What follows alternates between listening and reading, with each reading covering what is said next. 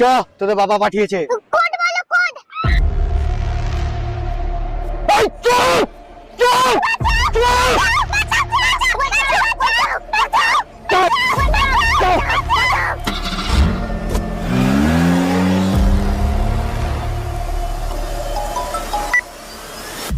Okay, thank you. আজব মহিলা।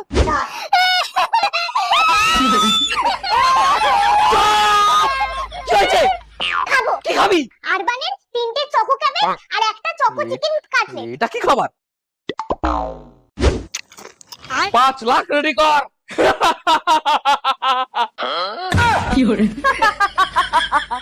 ওরা মায়ের স্পেশাল ফোর্স, কিচ্ছু করতে পারবি না। কি করে?